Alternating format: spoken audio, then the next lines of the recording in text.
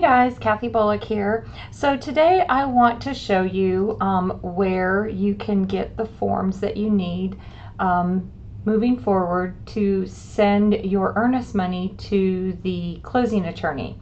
So that is becoming a new mandate for us during these uncertain times, just to make sure we're still getting earnest money turned in on time. So to do that, we're going to actually come out here, and I am going to go into one of my buyers, and I am going to go into this buyer, and I'm going to go to documents, and I'm going to come over here to go to transactions. So this is me now going into DocuSign.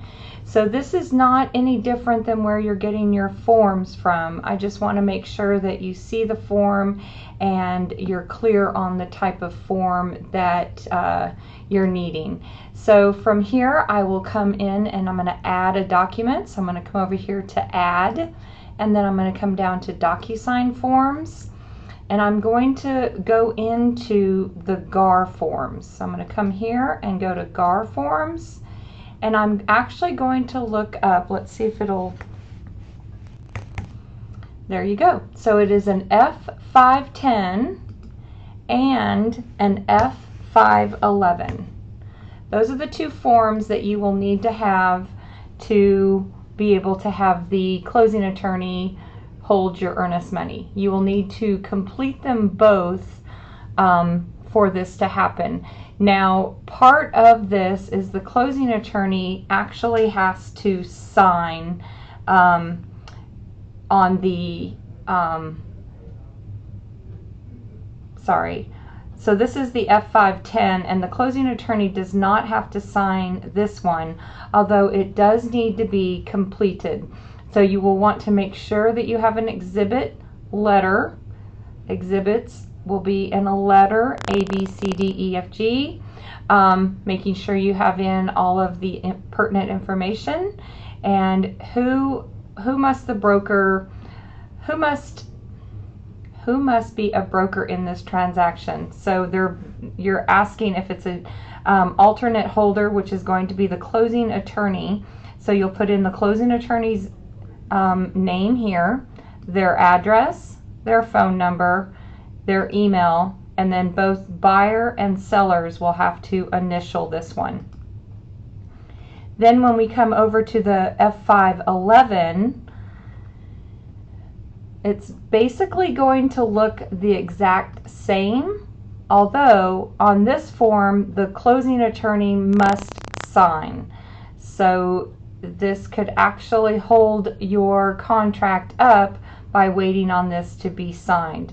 So again, you're coming in and you are putting the attorney firm name here, buyer, seller, agreement date, coming down buyer, seller, going to the second page, who are the licensees, who is the closing attorney, and then you must have a signature here. This will get rejected by compliance if it is not signed by the closing attorney. Printing the name there, putting the attorney's address, email, phone number. So you may want to actually have all of this information prepared before you go into filling out this document so that you know exactly. I have been in contact with O'Kelly and Sorahan. If they are your closing attorney, we can make sure that they are business as usual right now. We have no other information about closings being held up or anything, so stay tuned to your emails to make sure that everything is business as normal. Again, moving forward for new binding contracts, you will have to have the F511 and the F510 filled out for the closing attorney to be able to hold your earnest money. You will then keep that here and bring it on into your room. So let's come back in here to a room, into the under contract, and you will come down here to the bottom and you will actually see where to bring this in. So right here, earnest money not held by this KW, acknowledgement of deposit. This is where you will actually come and bring in your documents. So you can bring in your F511 from DocuSign and your F510.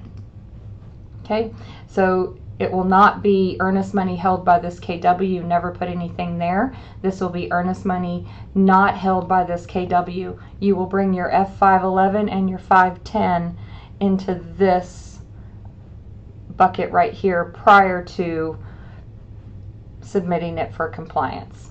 Hope you found this video helpful. If you ever have any questions, please do not hesitate to reach out. Make it a great day.